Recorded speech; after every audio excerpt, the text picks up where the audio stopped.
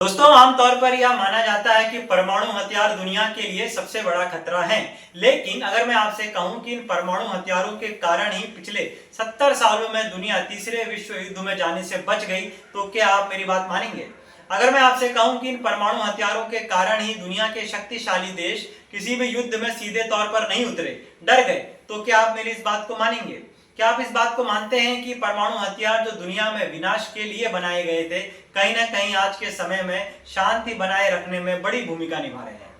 दोस्तों नमस्ते, आप देख रहे हैं एचपी टॉक्स चश्मा उतार के। और आज अपने इस वीडियो पे हम अपने आंखों पर से परमाणु हथियारों के प्रति जो हमारा डर और धारणा का चश्मा है, उसे उतार करके देखेंगे और समझेंगे कि कैसे पिछले 70 सालों में इन परमाणु हथियारों ने दुनिया को बड़े युद्धों से बचाया है। दोस्तों, जब दो देश आपस में लड़ते हैं और कोई तीसरा देश उसमें शामिल हो जाता है, तो वह वर्ल्ड वॉर का रूप ले लेता है। इस दुनिया ने अब तक ऐसे दो बड़े वर्ल्ड वॉर की विनाश लीला देखी है। पहला वर्ल्ड वॉर साल 1914 से 1918 के बीच में लड़ा गया था और इसमें शामिल होने वाले देश दो अलग खेमों में बट गए थे, एलाइड पावर्स और central powers. Allied powers Nations के तहत France, Italy, Russia, China, Japan और अमेरिका एक साथ खड़े थे, तो उनके सामने जर्मनी, ऑटोमन एम्पायर और Austria Hungary central powers nation के तहत खड़े थे।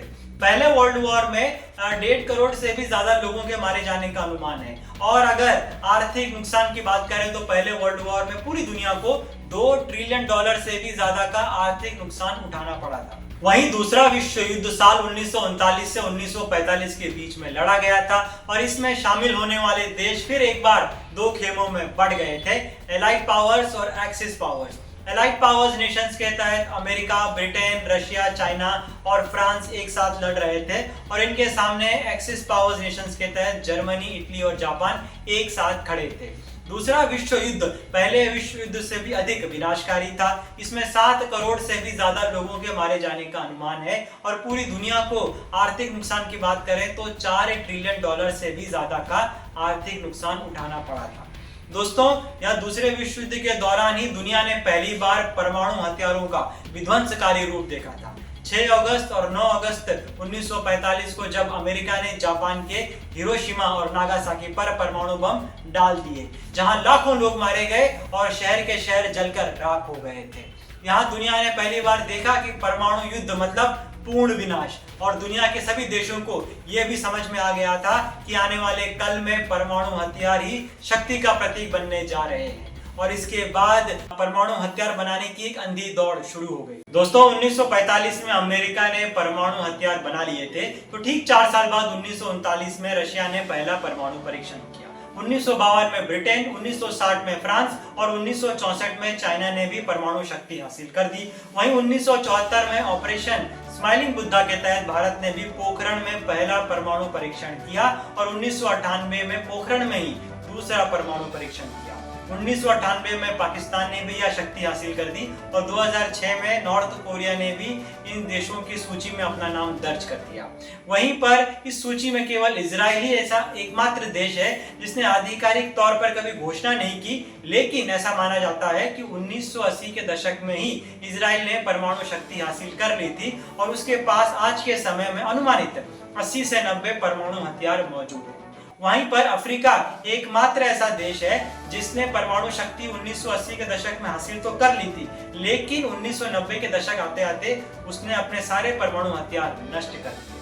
दोस्तों, पूरी दुनिया में आज के समय में 13,000 से भी ज्यादा परमाणु हथियार मौजूद हैं और इसमें से 90% हथियार तो केवल अमेरिका और रशिया के पास ही हैं। और इन्हीं हथियारों के बलबूते पर अमेरिका और रशिया मोस्ट पावरफुल नेशंस की सूची में इस पायदान में पहले और दूसरे नंबर पर स्थिर है। जिन देशों के पास भी परमाणु हथियार हैं, वो एमएडी के सिद्धांत पर चलते हैं। एमएडी का फुल फॉर्म होता है म्यूचुअली एश्योर्ड डिस्ट्रक्शन, यानी कि अगर तुमने हमें मारा तो हम भी तुम्हें मारेंगे और दोनों खत्म हो जाएंगे। एमएडी का सिद्धांत कहता है कि जब दो परमाणु संपन्न देश एक दूसरे के सामने खड़े होते हैं तो दोनों का ही विनाश निश्चित है। इसीलिए कोई भी देश पहल नहीं करता, क्योंकि पहले हमला कोई भी करे, जवाबी कार्रवाई में जो बर्बादी होगी वह दोनों को खत्म कर देगी। म्यूचुअली एश्योर्ड डिस्ट्रक्शन, परस्पर सुनिश्चित विनाश। एमएडी के इसी सिद्धांत के तहत परमाणु हथियार न केवल शक्ति का प्रतीक है बल्कि सुरक्षा का प्रतीक भी बन गए हैं। आप जरा अपनी आंखों पर से एक बार डेवलप्ड और डेवलपिंग कंट्री के चश्मे को उतार दीजिए, एक बार अपनी आंखों पर से डेमोक्रेसी और ऑटोक्रेसी के चश्मे को उतार करके अलग रख दीजिए और सोचिए कि अगर यूक्रेन के पास परमाणु हथियार होते तो क्या रशिया उस पर हमला करता? अगर ईरान के पास परमाणु हथियार होते तो क्या इजराइल और अमेरिका उसके न्यूक्लियर प्लांट्स पर बॉम्बार्डिंग करता? जहां एक तरफ नाटो की फोर्सेस ने इराक, अफगानिस्तान, सीरिया और लीबिया पर केवल इसलिए सैन्य कार्रवाई की कि यहां पर लोकतंत्र कमजोर हो गया था, तो वहीं दूसरी तरफ पाकिस्तान, चाइना और नॉर्थ कोरिया ऐसे देश हैं जहां लोकतंत्र का नामो निशान नहीं है, जिनका लोकतंत्र से दूर दूर तक कोई नाता नहीं है, लेकिन इन देशों के पास आज के समय में परमाणु हथियार मौजूद हैं। इसीलिए ये दुनिया के सबसे पावरफुल कंट्री की सूची में इनका नाम लिया जाए। साल 1947 से 1991 का जो कालखंड है, इसे विश्व इतिहास में कोल्ड वॉर इरा यानी कि शीत युद्ध काल का समय भी कहा जाता है, जो कि अमेरिका और रशिया के बीच में वर्चस्व की लड़ाई, राजनीतिक विचारधारा की लड़ाई चल रही थी। इस दौरान ये दोनों देश एक दूसरे के सामने कई बार खड़े हुए, लेकिन इनके बीच कभी भी खुल करके युद्ध नहीं हुआ।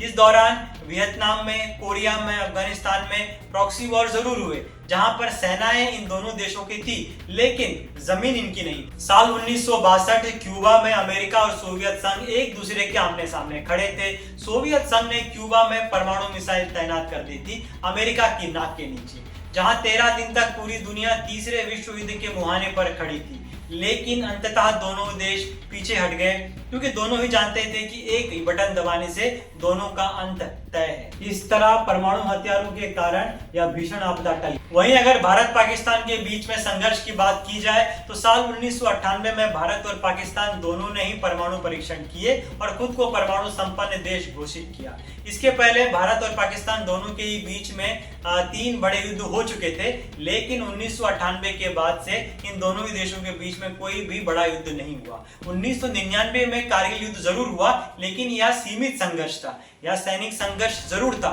लेकिन परमाणु हथियारों के चलते दोनों ही देशों ने सतर्कता बरती और इस युद्ध को सीमित रखा। वहीं पर साल 2025 में ऑपरेशन सिंदूर के बाद भी एक बार फिर दोनों देशों के बीच में सैन्य संघर्ष हुआ। फिर एक बार परमाणु हथियारों के कारण उसके चलते दोनों ही देशों ने इस संघर्ष को भी सीमित रखा। तो दोस्तों, ये तो प्रमाणित है कि परमाणु हथियारों ने युद्ध रोके हैं और इसके पीछे सबसे बड़ी वजह थी डर, अपने विनाश का डर। इसीलिए डिप्लोमेसी का सहारा लिया गया, बातचीत का सहारा लिया गया, और ऐसा बिल्कुल भी नहीं है कि युद्ध नहीं हुए।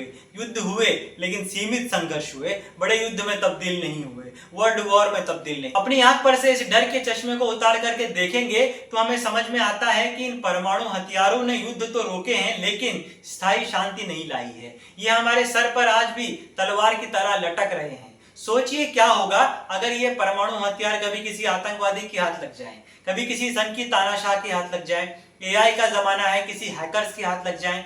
हम तो केवल यही उम्मीद कर सकते हैं कि कभी कोई इन परमाणु हथियारों का इस्तेमाल ना करे। दोस्तों, उम्मीद करते हैं कि आपको आज का यह वीडियो पसंद आया होगा। अगर आपको यह वीडियो अच्छा लगा है तो इसे लाइक कीजिए, शेयर कीजिए और हमारे चैनल को सब्सक्राइब कीजिए चश्मा उतार के। धन्यवाद।